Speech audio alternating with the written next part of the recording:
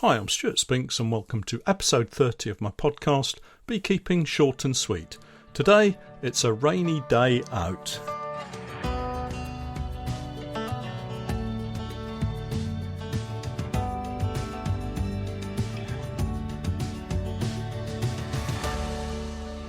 Beekeeping Short and Sweet.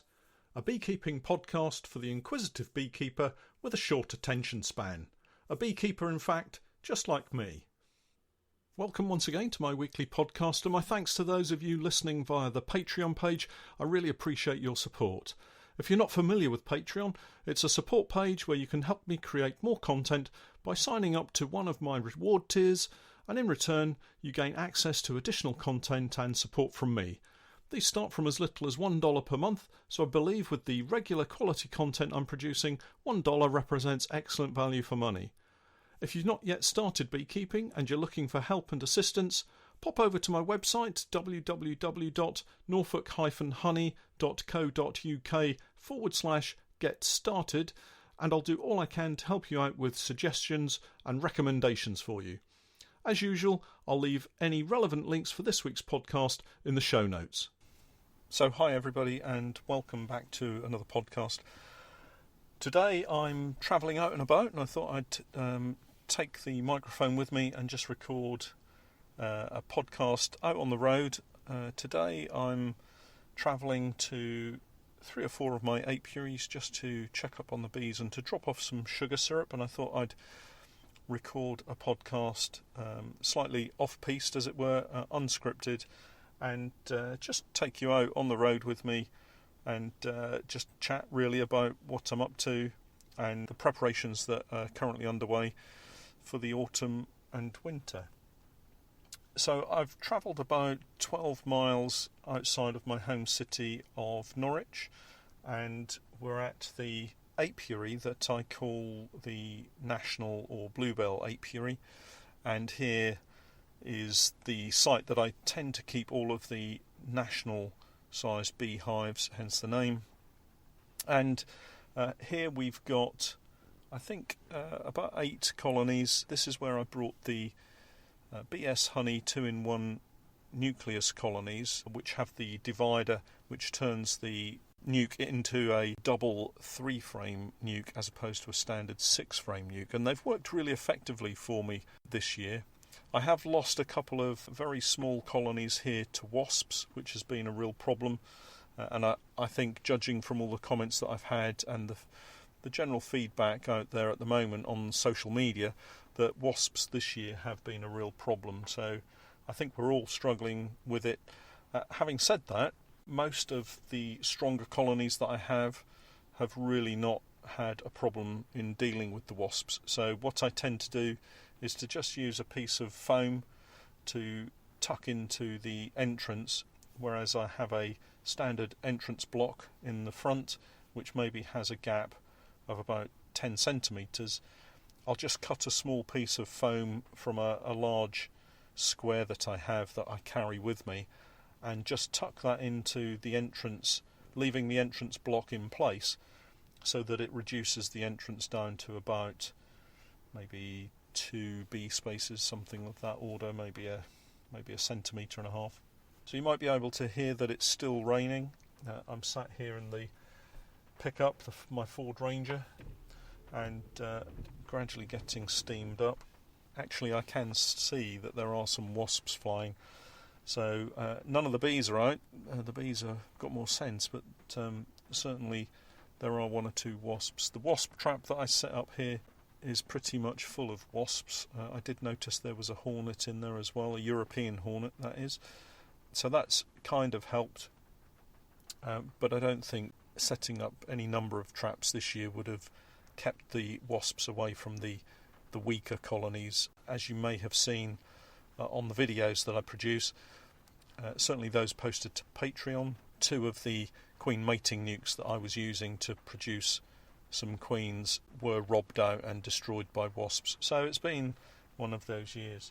So I'm just going to hang around here for a few more minutes and wait to see if this rain stops, and then if it does, we'll just pop out and have a look around and see what's happening.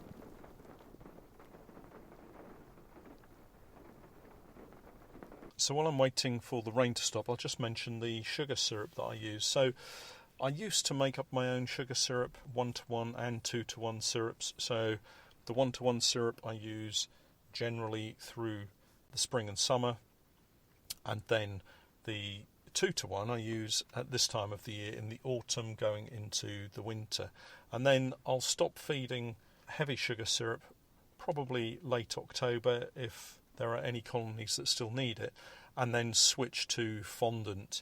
The reason I do that is because once you get into the much colder weather, the bees aren't able to process the sugar syrup particularly well, and it will tend to just sit in the feeder, and if you haven't treated it with something like thymol crystals, it will gradually go mouldy and the bees won't be able to use it anyway. So I tend to switch to fondant, and again in the past I've made up my own, but now with so many colonies I've switched to buying in both sugar syrup and fondant.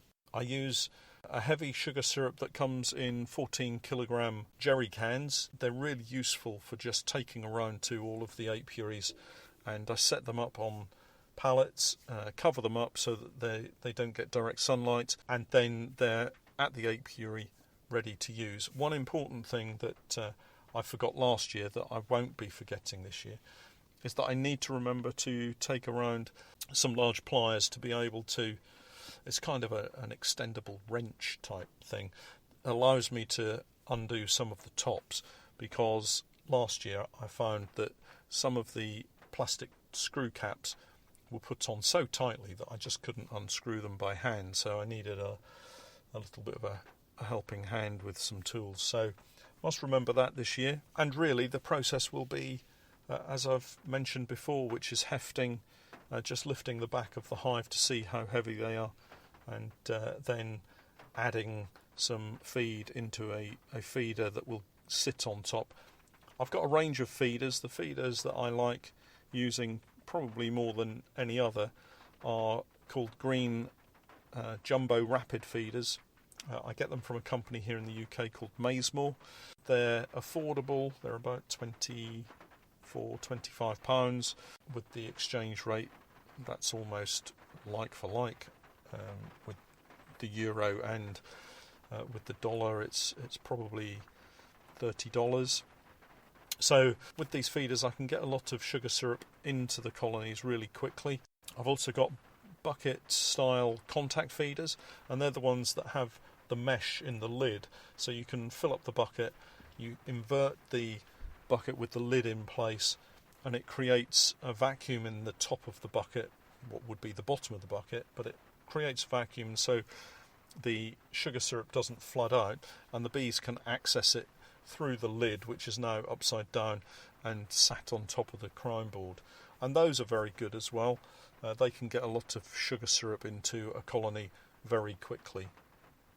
Again, at this apiary I'm going to give each of the colonies an additional super and get them to store sugar syrup in the super. Last year, over the winter, I did lose colonies from this particular apiary because I was on a single brood box, which is a national brood box, and that really was too small for the bees that I had in them.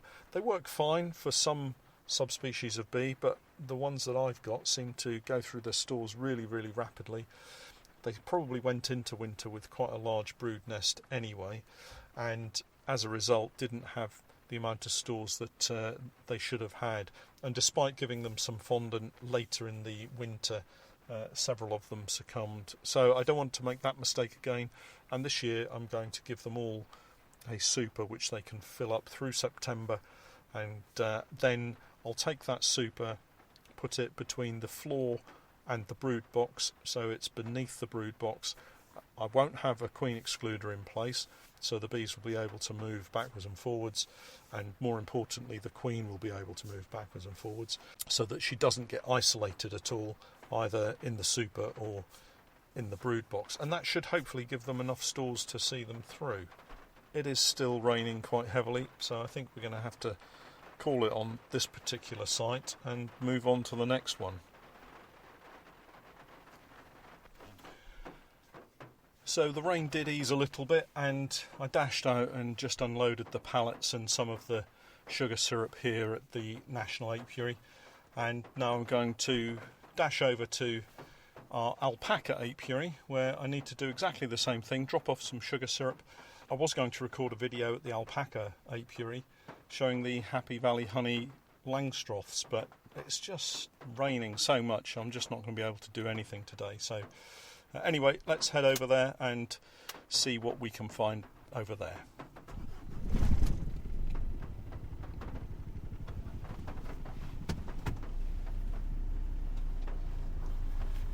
Well, here we are at the alpaca farm, and it's always funny to see them running around in the fields. They come chasing over.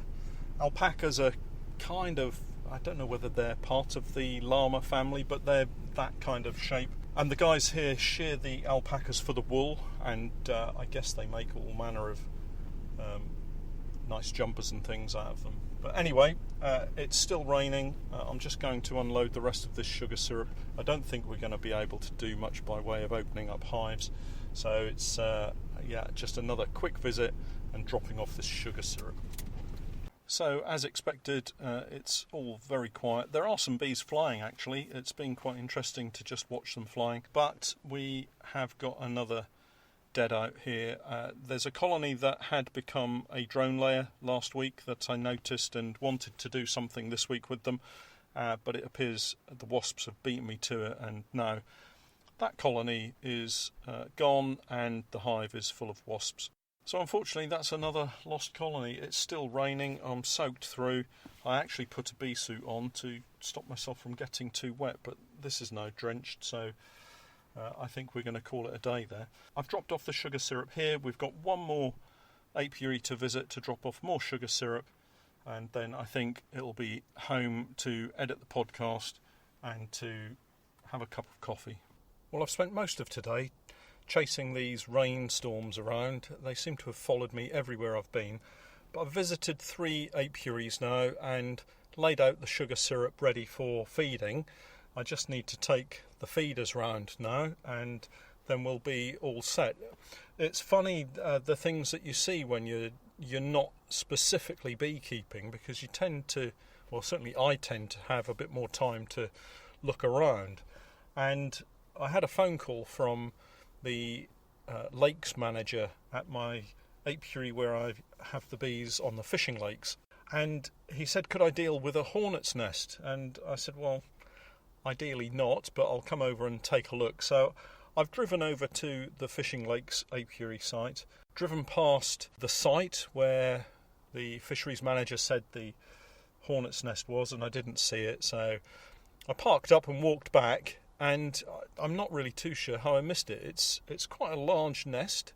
The hornets have dug into a bird box and have extended their nest down. And I'll post some images of the hornet's nest on my website and also to social media. If you want to take a look at it, go over to my website www.norfolk-honey.co.uk and take a look, because it's quite an interesting site. And I've also recorded a short piece of video that I'll be posting on my Patreon page with the video that I've been recording today, or at least trying to record today as well. So that's it, me finished for today.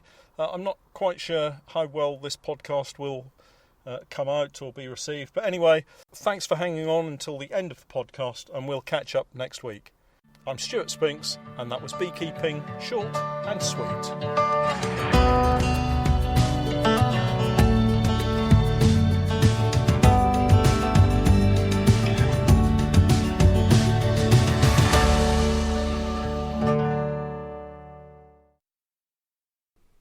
Well, that's it for another week. Thank you so much for listening in, and please do keep the comments coming. I'm Stuart Spinks, and that was Beekeeping, short and sweet.